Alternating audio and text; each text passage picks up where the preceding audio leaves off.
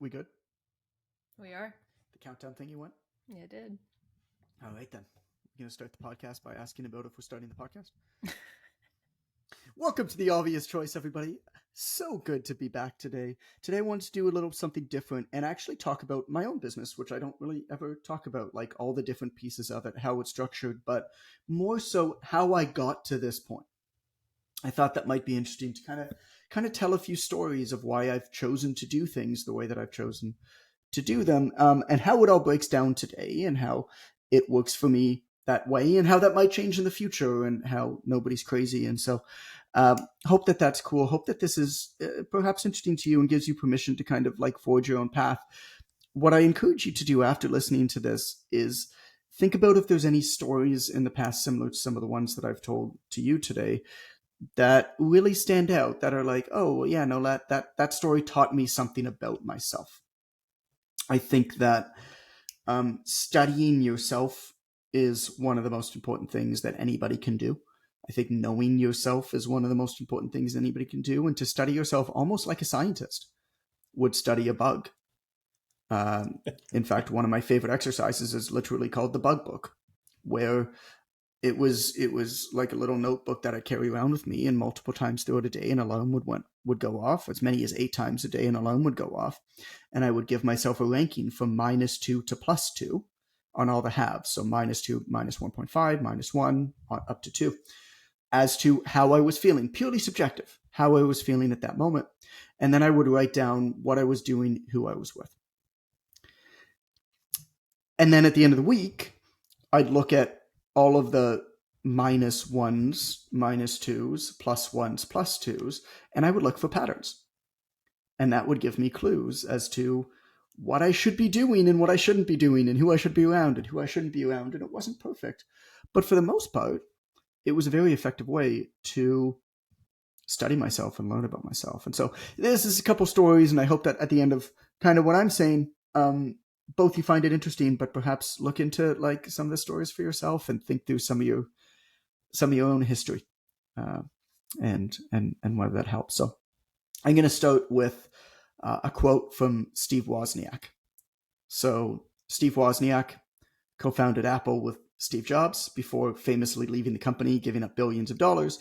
He once said that society tells you that success is getting the most powerful position possible. But then he added, but I ask myself, is that what would make me the happiest? So I love this quote because it highlights the difference between what we're told to want, money and power, versus what many of us actually desire, family, health, happiness, fulfillment, purpose. Somebody who I used to know, his name was David, he wrote a book about deadlifts, and he was once asked what deadlift was best. There's no right answer to questions like that. It requires context. So with that in mind, he gave the perfect answer. You know what he said? He said, different shit is different. Way to go, Dave. Physically, people are different. Financially, people are different too. For that reason, there's no best. They're simply different. Your best is different from my best. Your needs and wants and desires are different from mine. None are better or worse. They're different. And yet, there's virtually unlimited advice about building the best business. And a lot of it is good advice. But despite it being good advice, most of it isn't good advice for you. So the first step is to figure out what your values are, what your priorities are. Because only then you can sift through the noise and pull out the good advice that matters for you.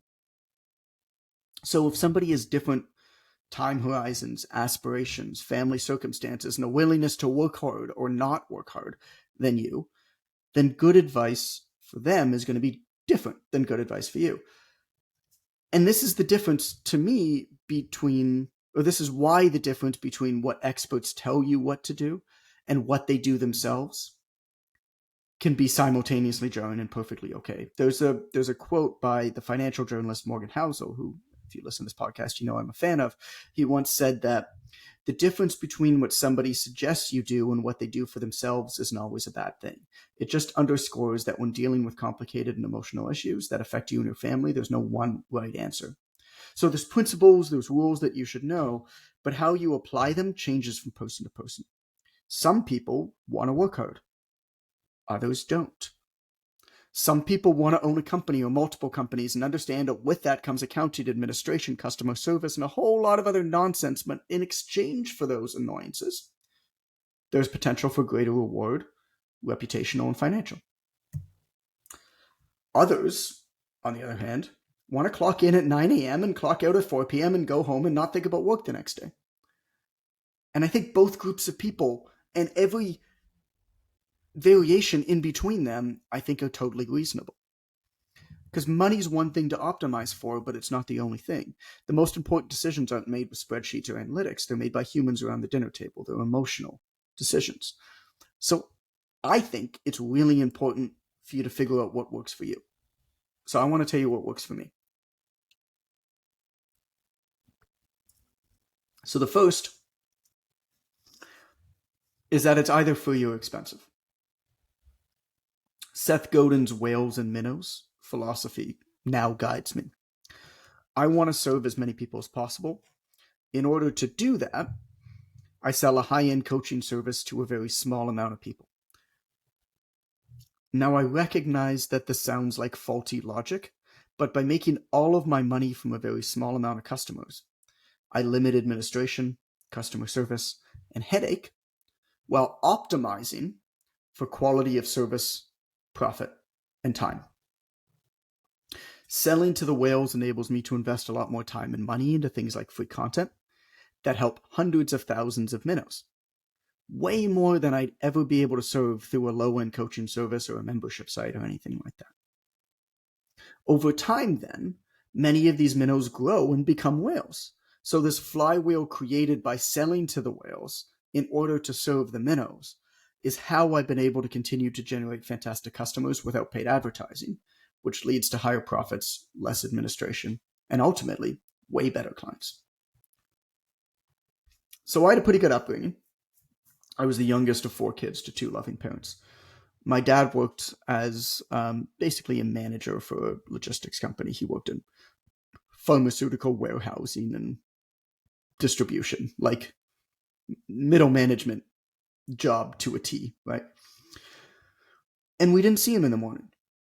He left early to go to the health club before heading off to work for the day. And I'm thankful that he did that. It would have been way easier for him to fall into inactivity like so many of his peers. Now that I'm older, I know that he was doing for us because in his late 70s, he's healthy and fit. He's able to play with his 8 grandchildren. Last night, my mom and dad came over for dinner. We had a barbecue, and he's sitting on the floor with my 1-year-old baby. My dad's almost 80. I talk about how special that is. Still, I missed him at breakfast. And so freedom to be able to do what I want with who I want, when I want, not money, has always been my ultimate goal. Now, money is a means to freedom, but it's not the only part. And at a certain point, the drive to make more money can detract from freedom. Every day I have breakfast and dinner with my wife and 2 sons, and I exercise in some way. And if that means that I make less money or somebody else grows their email list a little bit faster than me, then that's okay. They've made the choice to work harder and for longer hours than I have, which is fine. With that said, I do struggle with envy and with jealousy. We've talked about it before on this podcast. I'm aware that some people look at me and envy what I built. By the same token, I look at others and I envy them. What I've realized is that it's okay to admire what somebody else has without desiring the life that they've had to live in order to accomplish it. Many of my colleagues who've accomplished more than I have done things that I'm simply not willing to do.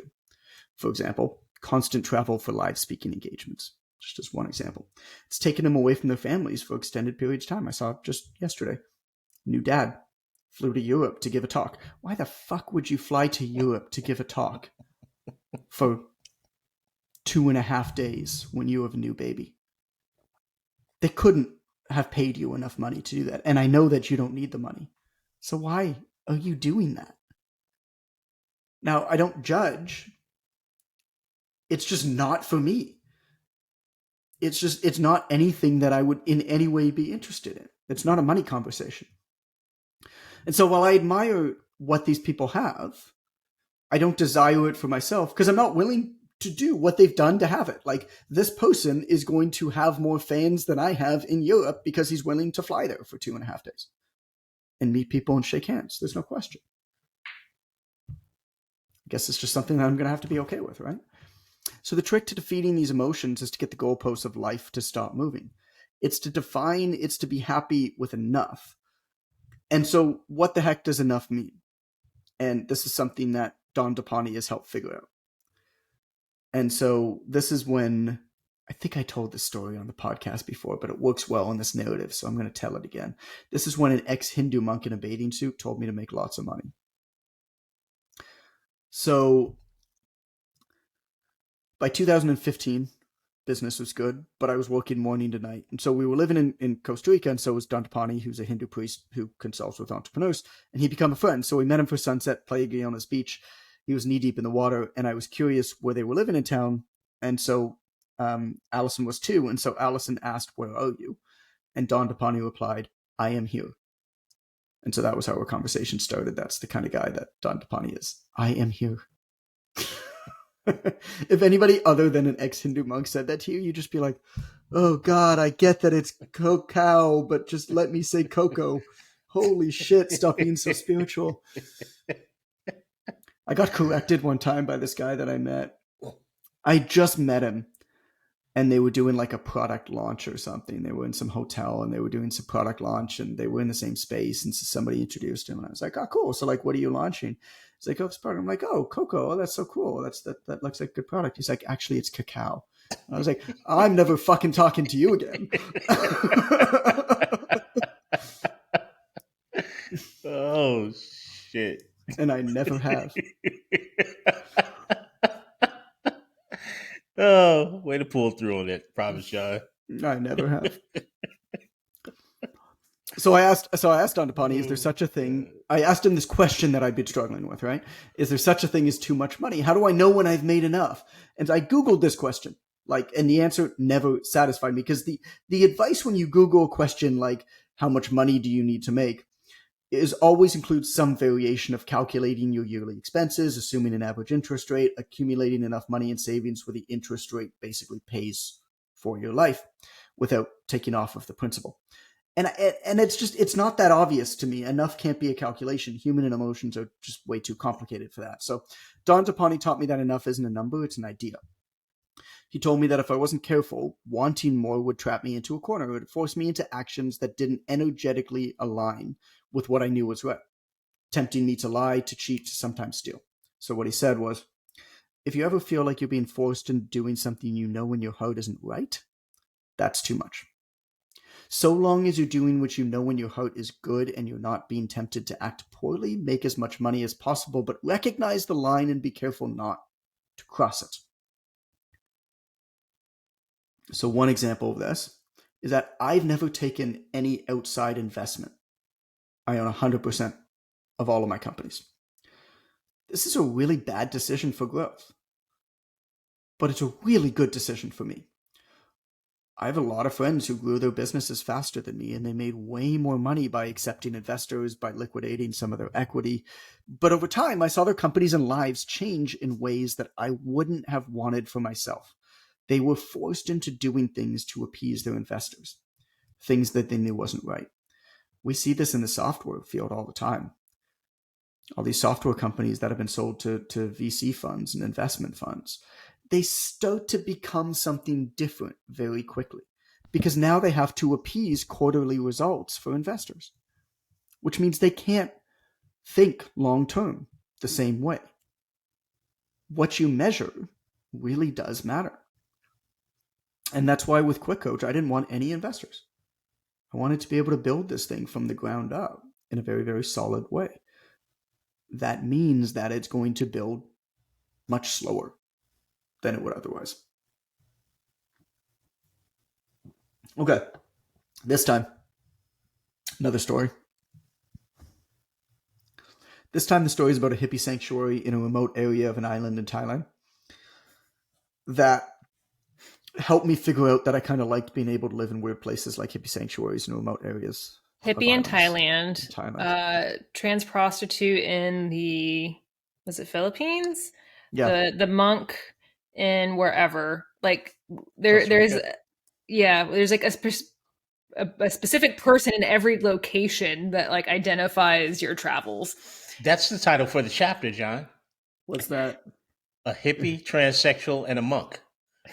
What a hippie, transsexual, and monk taught me about business. That's the title of this chapter. You're welcome. What a hippie in Thailand, an ex-suited monk in a bathing suit in Costa Rica, and a transsexual in the Philippines, and a woman with a penis in the Philippines taught me about business. Then I asked ChatGPT to create a joke around that. Dare I say that's the title of the book, Jonathan, and the podcast. I think we did it, everybody. It's over. I think we did it. Oh my god! So it was 2014. This story, and Alice and I lived in a remote area of Koh Phangan, which is an island in Thailand, and the internet sucked.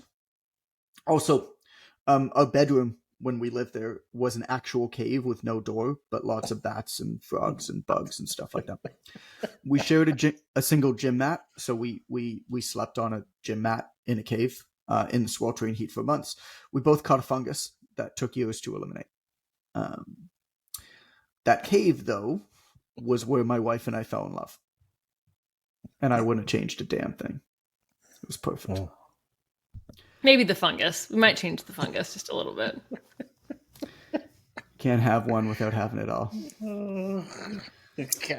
You say so. Around that time, the trend towards audio and video media was becoming really obvious.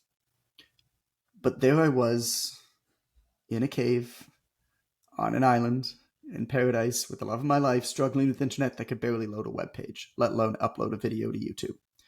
So that cave was where I chose to build a flexible business, not an optimized one. I decided that my platform was going to be based on writing and not audio or video, simply because it required less bandwidth.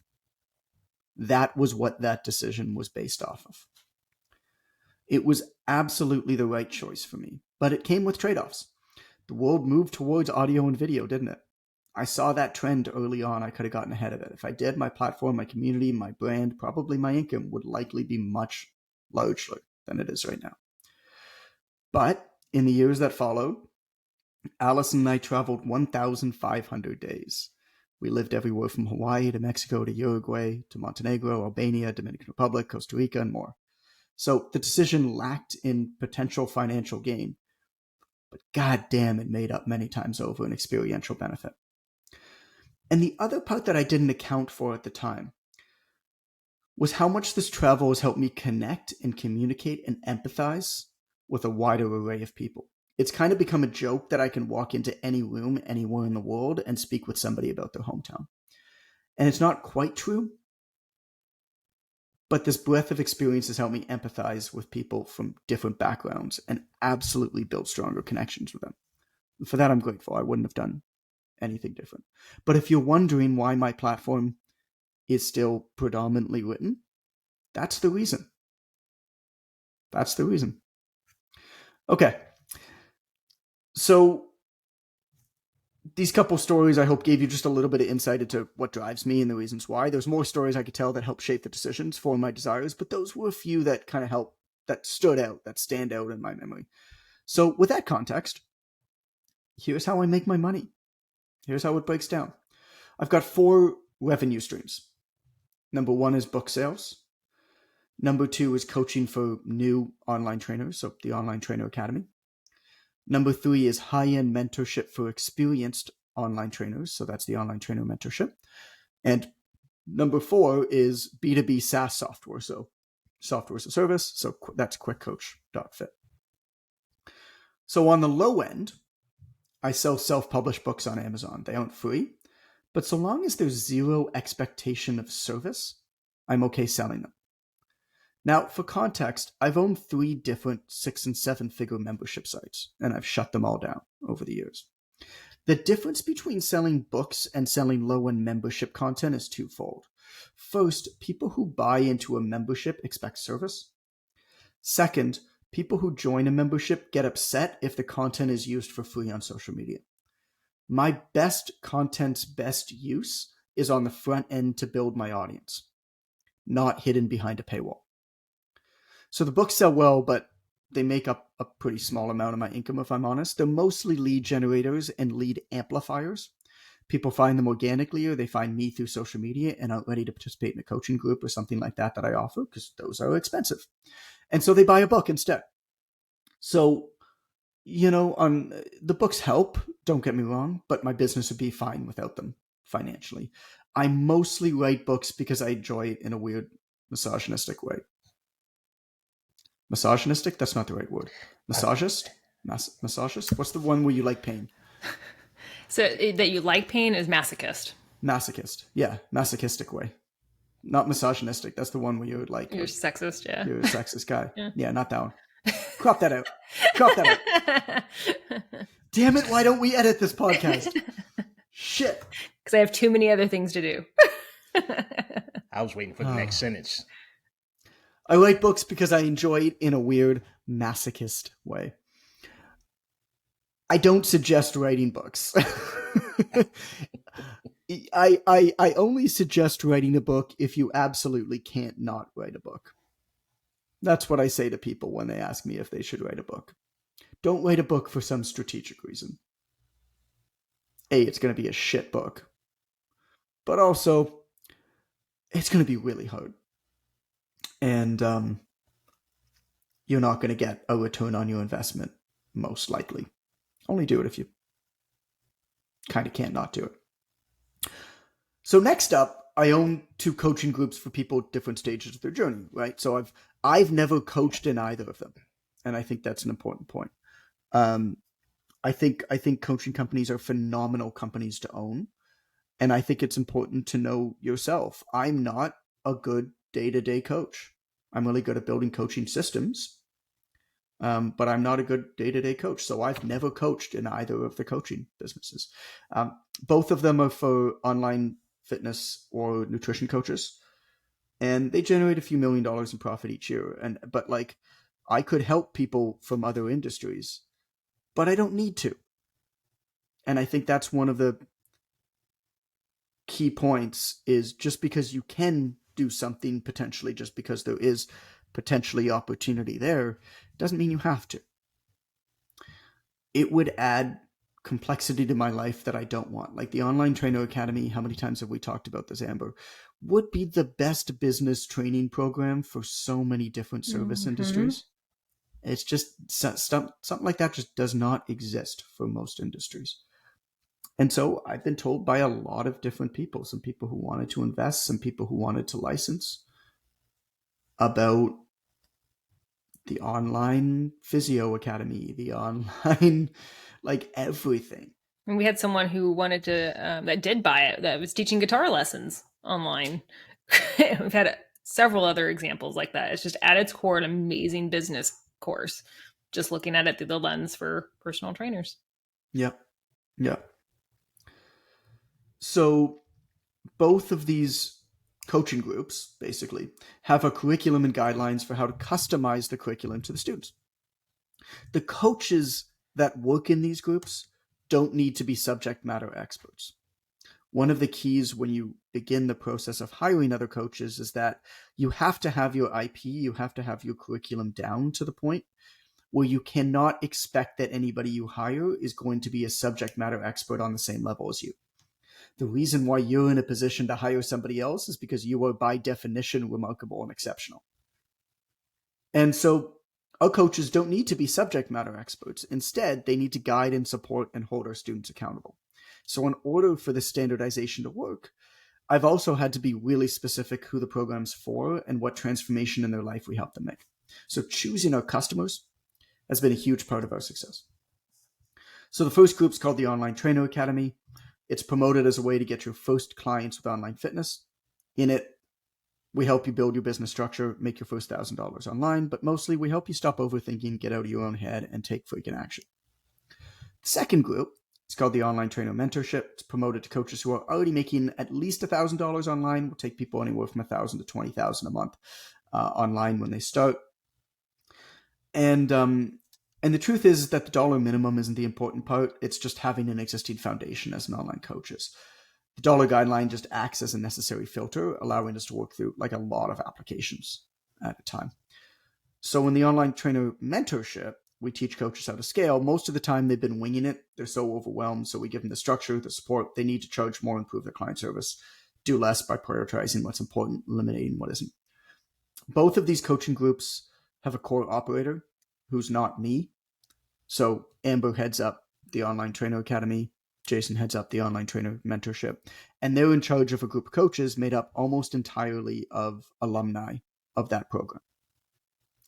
And again, I don't actively work in either program because I don't consider myself to be a good business operator. I think that I'm very good at creating content. I think I'm good at building coaching systems. I think I'm good at generating customers, but I don't think I'm a good business operator. Amber, am I a good business operator? I don't know. You have your moments where you do good, but that's what you have me for. Love you. Olive juice, you too. Uh-huh. So the arrangement of each of these businesses is simple. I built out the initial curriculum, the systems. I generate all the business. I host hot seat coaching sessions, which we post them every Friday here, only in the high end group. And Allison bought 2 tickets to the Harry Potter musical. How nice! Oh, sweet. Jealous. Really upset she didn't buy a 3rd for me. Oh no! And and I don't like I participate in like monthly improvement meetings. The person operating it runs everything else day to day with full autonomy. So all told, there's probably, I don't know, 20 coaches and salespeople working in both coaching groups at any one time. And I don't have any desire to grow it anymore. For me, it's enough. Both OTA and OTM spit off a lot of cash. They're great businesses. They're not a good business to sell, but they're great to own. And so while I'd never rule out selling them, they're not built to sell. Coaching businesses are phenomenal businesses to own and run ongoing. They're not great businesses to sell. So the profits from them are used to grow my personal brand, build passive income through conventional investments in stocks, in Bitcoin, and in real estate. And then additionally, with some of the profits from my coaching business, I founded a software platform called Quick Coach, which is a free tool for fitness and nutrition pros to use and build and deliver professional programs to their clients. So Quick Coach serves a dual purpose of generating leads for the coaching businesses and continues to develop itself as its own valuable asset with a paid tier that includes custom branding, its own app, and all that kind of stuff. But I'm taking a risk in reinvesting some of the profits from the coaching into Quick Coach, and time will tell, quite honestly, whether the gamble will pay off. The Quick Coach ecosystem, though, just to give a little bit of background, is actually split off from the rest of the business. I've siloed the 2 ecosystems in every way on the balance sheet, all of the emails, everything like that, the entire system, the tech, everything is siloed from the rest of the business. Because software as a service, SaaS businesses are good to sell, and I'm in no rush, but it's structured to be sold if and when the time is right. Right, that's the game I'm playing with basically the 2 arms of the business. So that's about it. Books, 2 effectively coaching businesses, a SaaS business, conventional investing in stocks, which is managed by an investor, real estate managed by a joint venture partner. Each coaching group has a operator and coaching staff. Beyond that, the entire operation requires 1 full-time staff, Amber, half-time customer service agent, in addition to a series of contractors and a couple of VAs and stuff. It's low touch and it's super low stress. And holy shit, it did not used to be. It used to be I'd get to payroll time and I'd be super stressed out about where we were going to find the cash. I'd have to be moving money around from accounts. I'd have to take money out of investment 1 month, put it into our active accounts. Then I'd put money back into investment to replace it and be constantly playing that game. The business now is simple and it's optimized for freedom and profit, not growth. Not at all. In the past, I've been much more interested in pushing the envelope, burning the midnight oil, trying to get ahead, trying to beat this competition. But in this season of my life with 2 young kids, I've no desire to hustle to get ahead faster. For me, right now, it's enough. But that's me. You might be different. And I think the ultimate goal is to find the model that works best for you. And I hope you find it. And when you do, know that that might change. And that's fine, too. It sounded like a period. That's fine, comma, 2, period. I've got a question.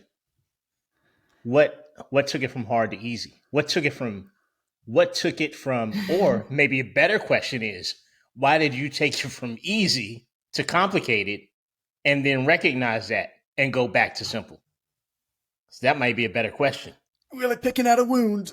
Yep. Yeah. I remember that time in the OTA clearly, and I have a bad memory. What took it from easy to hard? So, I mean, I never like aspired to have an online business. It was never like a master plan. Mm-hmm. It just kind of happened and evolved in one step, turned into the next. What happened was I started playing the comparison game. I joined all these business communities and I started meeting people who were doing really well, both in the fitness industry and outside of the fitness industry. And the first fucking question anybody asks you when they meet you is, what do you do? And the second question is, how many people work for you? Mm-hmm. Everybody's trying to figure out whether you're important enough to talk to. Right. And I now realize how dumb shit that question is. Because I'm much more impressed by somebody who makes $3 million a year profit and $4 million total than I am by somebody who makes $20 million a year and $200,000 profit. Mm-hmm. But I was very much in those communities, and so I started to do what I thought, looking back now, hindsight's 2020, I started to do what I thought would impress the people in those communities by hiring away, all these fancy people who are older than me to work for me, mm-hmm. that have had fancy positions that I could be like, yeah, well, this person ran marketing at this insurance company and they were the VP at that company. And look, now they're working for me. Now I can look important at this business event. And when I look back at why I made a lot of those decisions, I think it was a lot of that. I mean, I was hiring, staff $150,000, $200,000 a year salaries. And a lot of it was ego, because these are people who worked for these big companies with multiple layers of bureaucracy. Mm-hmm. And they're coming and working for a Mickey Mouse little thing on the internet now. Trying to bring in those layers of bureaucracy. We were basically acting like we were a company that we had hoped to one day grow into. Whereas now I approach these types of things and I say, I'm going to wait till I burst at the seams, and then I'm going to patch up the holes. I'm not going to try to... I can't figure out how to extend that analogy. That's all right. But I'm not going to figure out how to build something that's super big and super complicated with all of these layers of permissions and stuff like that before we're there. Doesn't seem to make any sense. Let's actually just let stuff break and then fix it. Because it's way easier to fix a problem when you're making a lot of money and have a lot of customers, mm-hmm. than it is to try to proactively get ahead of problems before you have any money or customers. Right. The biggest change that I made when to fix it was, I had to make a lot of painful fires, which really sucked. I wouldn't know anything about that. No, man, I said painful fires. I knew it was coming. Have a list. So, well, let's start with Ren, first of all. And we'll really give some close consideration to everybody else. I got news for you, bro.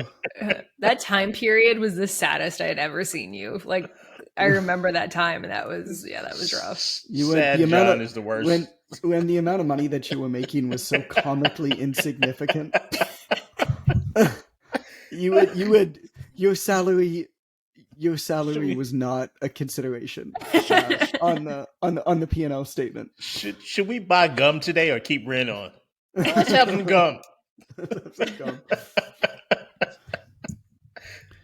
cleared the gum money for the next year. So there were two main areas of bloat, right? There was people bloat and there was software bloat. Mm-hmm. Because the people bloat we already spoke about a little bit, but the software bloat is like, what do people who aren't in the right position do when they don't know what to do? It's some combination of hire expensive consultants and pay for expensive software that professes to solve all their problems. And so we were paying like $5,000 a month for this software, $300 a month for that software. And all of these were like data analysis tools to help us better analyze our traffic, to A/B test our landing pages, to all of that kind of stuff. So I just cut all that shit. Number one. Some of it our team had signed like year-long contracts, so I, begged and to get out of some of them. Successfully for some, not successfully for others. Don't ever sign up for Ring Central out there, whoever you are. That company sucks. But and then the consultants was just ridiculous. Like, how many consultants did we have on board that we were paying $5,000 a month to like make a spreadsheet and a PowerPoint presentation for us? I mean, this is like, I want to come back in my next life as a consultant. You don't have to be responsible for any results. You just tell people what to do, and whether they do it or not, or whether it's even good advice, is completely irrelevant. What I did when was I just gave myself breathing room by cutting a bunch of expenses. And then to build back up, I've just been very, very careful in adding expenses, in that almost all of our major expenses now scale as we make more money. So I added a lot more incentivization into compensation structures. And so some of the people working for us make way more money than they did previously. But it's because they were the people who actually made our company money. We don't have any managers now who are making $200,000 a year who were never making us any money. So that was the big difference. So now I don't mind payroll at the end of the month, because if we made a lot of money that month, the payroll's high because our sales team made a lot of sales. Right. If we had a not so stellar month, which happens from time to time, the expenses are way lower. That was one of the biggest lessons that I learned, is as much as possible, build proper incentivization compensation structures into what we do, and be very careful taking on set expenses each month in the way of software or people. That's a great lesson. That lesson made world of difference, man. Like even down to just reducing stress and being able to sleep better at night. Like, I'm not worried now. Whereas before, if we'd have a day, I mean, there are just some days where, I don't know, the Mercury's in retrograde or some shit. We just like don't make a sale for 2 days. Like, I don't know why. I can try to explain it away, but like, I don't know, Mercury's out of alignment. Like, it could be anything. It happens. When you're in it, though, when you're in a day and you're not seeing a single sale come in, and you're like, shit, payroll's coming up on the 20th, you start to really worry as a business owner. If you're tight with your mergers. And that's just not a fun way to live. Whereas now, I mean, if there's like a couple days where there's no sales or not as many sales, it's like, well, I know A, that this is going to pass because I've been through enough cycles of it. But B, I don't need to stress and look at the sales every single day. And if something doesn't happen, react in the moment. Because think about what that does to a company too. Like, you can see, you can feel when companies are scrambling. I can tell. I mean, there's one company in our space. I won't name names, but I'll tell you guys afterwards. You probably know as I'm talking about it. Holy crap, this company is scrambling.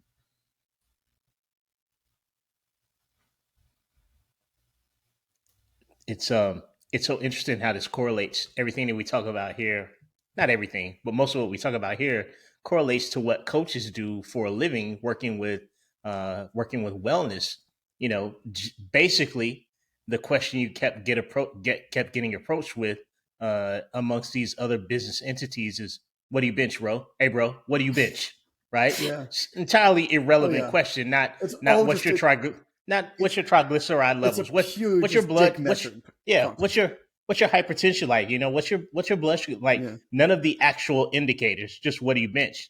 And then Yeah. generally, you get caught in that cycle, and you see people through coaching for wellness panic when they're when they weigh themselves every hour, every day. They react to every weight that they see on They the react. scale. So Yeah, that's just the key. just reacting That's the key is instead of responding. they start they start reacting to short-term Yes, fear-based stimulus, yes, and then they make really bad decisions. So yes, that's what I mean. That's what I mean when I was talking about, like, you can tell when companies are scrambling, yeah. because you're just like, why are you sending that email? Like, why are you talking that way? Why are you doing this sale? Like clearly this is not a good decision for your future, but you can't think about that right now because you've done what I did years back, which is you just basically painted yourself into a corner. Um, and tried to pretend you were too big before you were. Or you have investors, and the compensation of the CEO, or the job of the CEO, is basically how good of an annual report that they can write. And it's annual report time, and what happens 2 days after that report goes out is completely irrelevant because the report's already gone out. I mean, that's just the reality of business. Mm-hmm. Is a lot of it is appeasing investors. One big thing, though, that I think you kind of touch on, but you kind of highlight that I think a lot of our coaches could learn is that you don't focus on being great at everything, right? Like we have a few key areas that we focus on being exceptional at, and then the rest, it is what it is. Like for like content, sure, it could be prettier, right? Or, this could be a little bit better, that could be better, but we have a few things that we focus and put most of our energy into and try to have like an A+ experience in this. But then if this is a C level experience, it's not as important to us. We don't try to be an A+ across the board. And so that really helps it not be so stressful, for you, but also allows for all of your staff to do what they do best and not panic. Which is one of the reasons I like working with you, is because I know that. So I think that's a really big takeaway too, is focus on putting all that effort into the areas that are most important to you and let the rest just kind of go. And it's okay. Well, what we were just talking about before we started recording was, I just did a call before this podcast with all of the provincial coordinators for fitness and health promotion college programs in the province, and I was showing them Quick Coach and hoping that they'll adopt it with their students. And I don't get an opportunity too often to actually like brag about Quick Coach and show people through it. And I was just like, I said to you, I was like, I forget sometimes just how good this is and how bad of a job we do talking about what this thing does. Yep. Because the only focus right now is on the product of the thing, because we can look long term. Yep. We don't do it justice at all. We don't do anything than take care of the users right now. Other than take care of the users right now. But that is think about the foundation that we're building. I'm not saying that this is the right thing to do. It probably would be better if we had some people doing what we're doing and then some people actually promoting the thing. But if you're only going to do one, think about how much better of a foundation we're doing, taking extraordinary care of the users and really only thinking about the product. Like not even thinking about marketing. Like it's not even like, oh, we should be doing it. We should, like, not even thinking about it. We have that benefit. Yep. Because of a lot of what I spoke about today. Because we can think about long term. There will come a time when we shout off the rooftops about this thing. But we don't need to. Now, if you found it, you're lucky. this is so parallel to what we run into in the coaching experience, in the mentorship experience, because um, new coaches to want to deliver that A+ that Amber was talking about in every area. How can I make my content perfect? Also, how can I make this logo perfect? Also, Right. how can I make the name of my business perfect? Also, how can I just develop the perfect referral script where if you put an A+ into the servicing, the other things kind of start taking care of themselves for you, and they keep recycling 3 clients at a time, because they get 3 clients, then they get distracted because they want to get 3 more clients, and they shit on the first 3 clients, and they're not. So everybody's having a. When you try to give every single facet an A+ experience, everybody invariably gets a C from you, and it's a C- for the most part. There's a story that I always think about. I don't know where it comes from, and I've never actually looked up the source, so we'll call it an apocryphal story. But it involves Eric Schmidt, one of the co-founders of Google. And as the story goes, one of their early investors said to him, what you have is amazing here. This is unbelievable. You should, we'll give you as much money as you want. Advertise this thing. Tell everybody in the world about this thing. And he said, we're getting better every single day. The longer it takes somebody to find us, the better we're going to be when they do. Mm-hmm. And that's something I'm okay with. Mm-hmm. Funny story. I sent out an email a couple of days ago to the list. And in that email, I talked about Allison a little bit. And it said I got married to my girlfriend, a naturopathic doctor, in 2015. We have 2 young boys, 6 and 1. So Allison just responded to my email with one line that said, "We got married in 2016. Oops. Oops.